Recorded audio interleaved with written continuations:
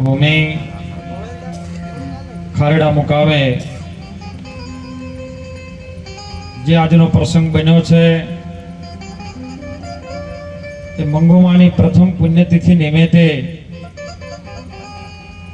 ખૂબ સરળ ભાવથી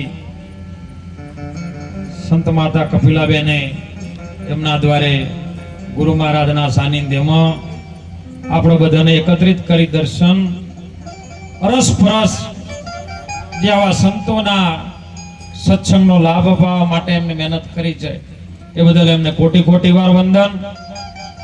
સુંદર મહાપુરુષોની એક એક વાત આપણા જીવનમાં ઉતારવા માટે સંતો આપણને વારંવાર ટકોર કરતા હોય.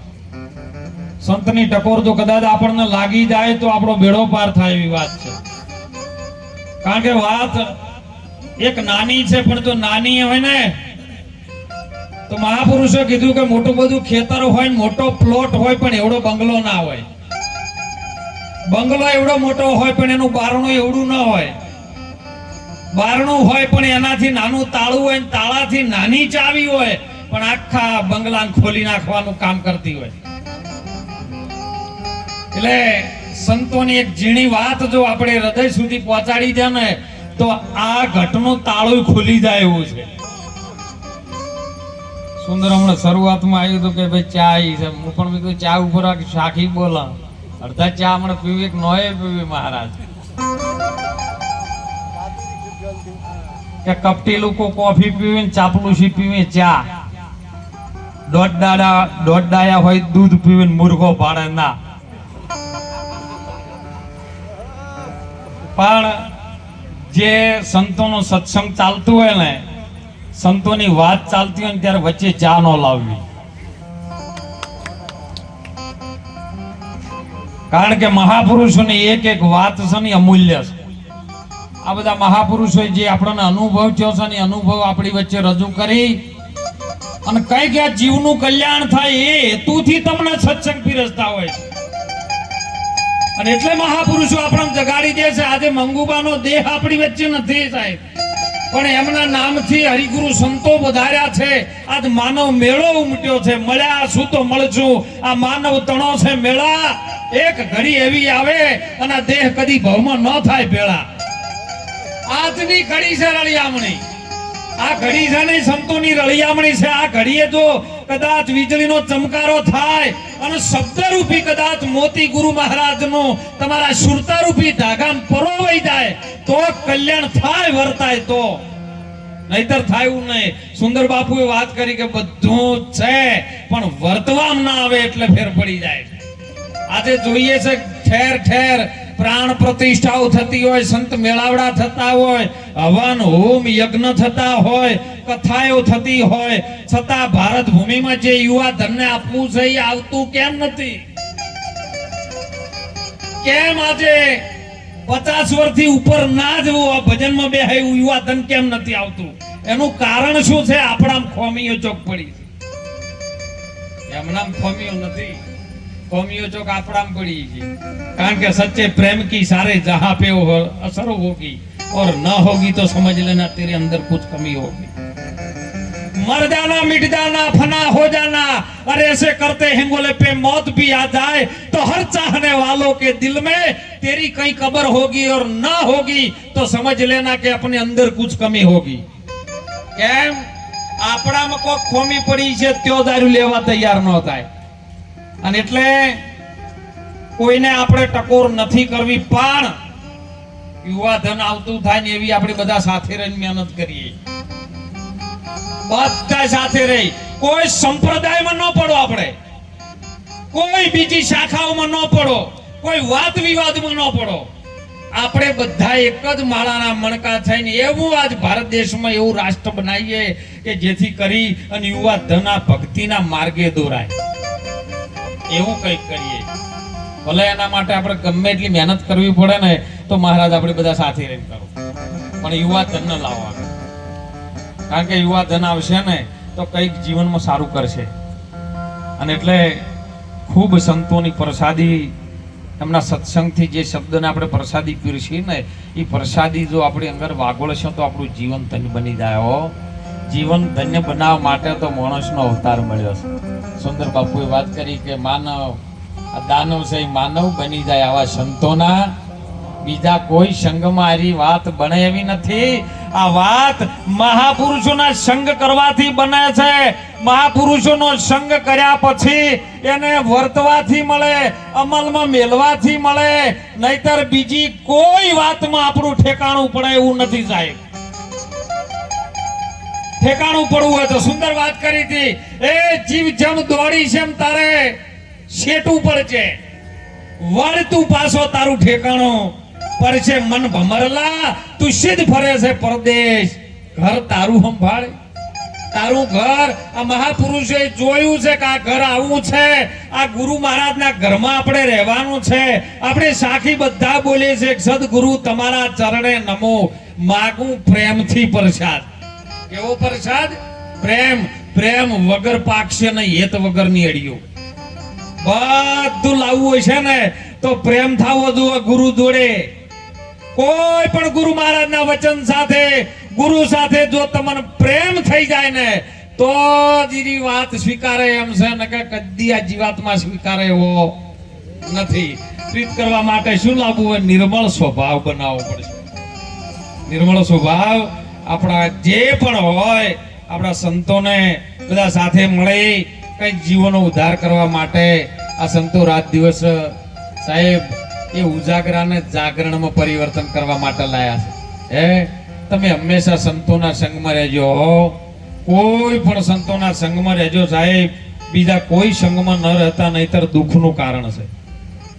જગતના વ્યવહાર તમારે જેમ થતા એમ કરજો. ના નથી, જગતના વ્યવહાર કર્યા વગર છૂટકો પણ નથી. પણ તમારો 24 કલાકમાં એક એવો કલાક કાઢો કે જે સંતોના સંગમાં સંતોની વાતને આપણે સ્વીકારી શકીએ, અને સંતોની વાત, ગુરુ મહારાજની વાત શું છે એ રીત આપણે શીખી જઈએ ને તો આપણે આ ધરતી ઉપર આયા એનું પ્રમાણ રહે. નહીતર સંતોએ કીધું જોજે જોજે માનવ રંગ જાય ના, તને પછી પાછળથી પસ્તાવો થાય ના. માતા પિતાની તું સેવા કરજે, જોજે તારી જનેતાનું દૂધ લજવાય ના. જોજે જોજે માનવ રંગ. માતા પિતાની ખૂબ સેવા કરજો હો. સુંદર વાત કરી હતી કે મીઠા મધુન મીઠા મેહુલા, એથી મીઠી છે મોરી માત. માના તોલે જગતમાં કોઈ આવે એવું નથી, પણ એક સંતને આપણે ભારતના ઋષિમુનિઓ સંતને પણ માં ગણી છે. કારણ કે સંતોએ કીધું છે એક કડલીટી કે સંતોનો સ્વભાવ છે એવો, એ જનેતાની ગોદ ના જેવો.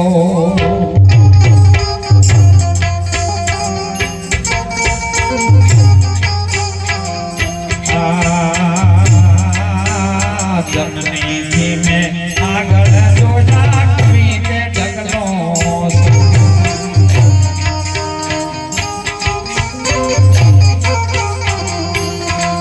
જનની થી મેં આગળ જોયા કવિ કે ઢગલો સા.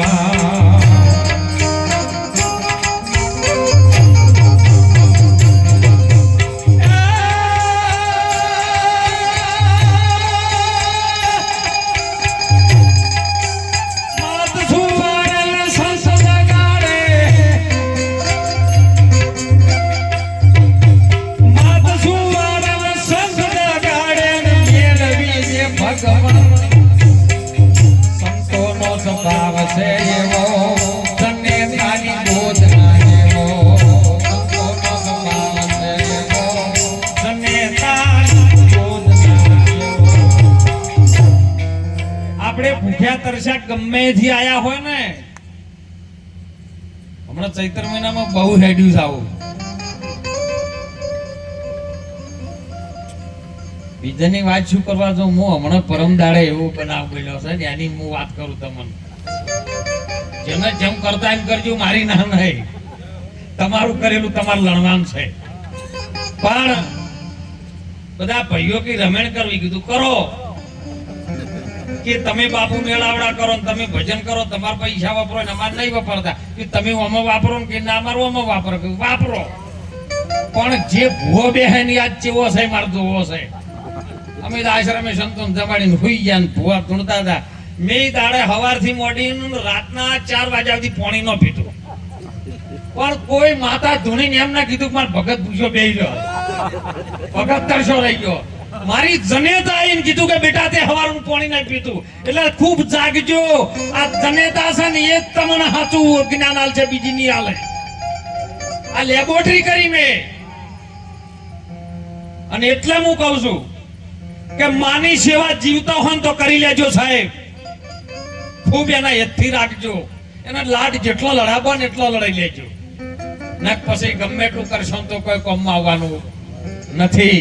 આજે કપિલાબેન મહારાજે સાહેબ માની સેવા કરી અને સેવાનો લાભ એમને જીવતા પણ લીધો, અને આજે એમનો દેહ હાજર નથી, સદા સંતોની પધરામણી કરી અને સત્સંગનો લાભ લીધો ને આપણને લેવરાયો.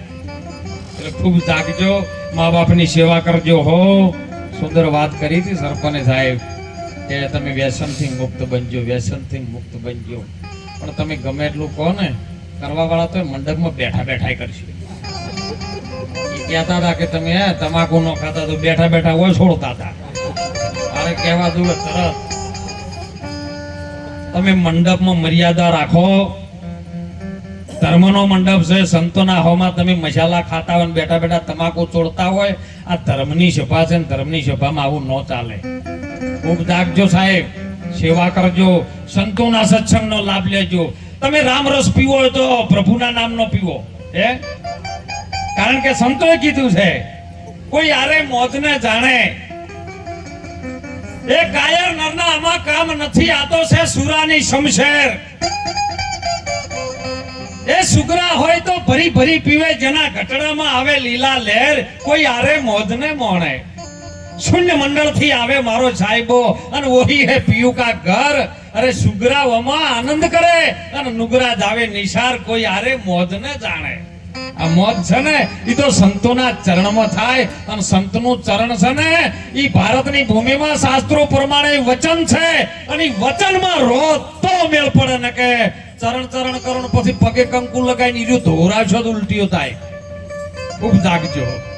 ચરણ છે ને ગુરુ મહારાજનું તો વચન છે, અને વચનમાં રહેવાની સંતોએ વાત કરી છે. વચનમાં રહેજો, ખૂબ મા બાપની સેવા કરજો, સંતો પ્રત્યે ખૂબ ભાવ રાખજો. ઉનાળાનો બળબડતો તડકો ગરમી પડે છે, પંખી પારેવડાને થોડું થોડું પાણી જો કુંડમાં મૂકજો, ચપટી ચણ નાખજો. તમે ફ્રીજમાંથી પી લેહો ને કુલરે હુઈ જાહો, પણ એમને તમારી ફરજ છે કંઈક જીવનમાં કરજો. જે તમે વાયુ વિશે ની આવશે ને હાથે કરેલું છે સાથે આવશે. એટલે સંતોનો ખૂબ સત્સંગનો આજ આનંદ થયો છે. આટલું બોલી તમામ મહાપુરુષોના ચરણોમાં વંદન કરી વાણીને વિરામ કરો. બોલો સદગુરુ ભગવાન કી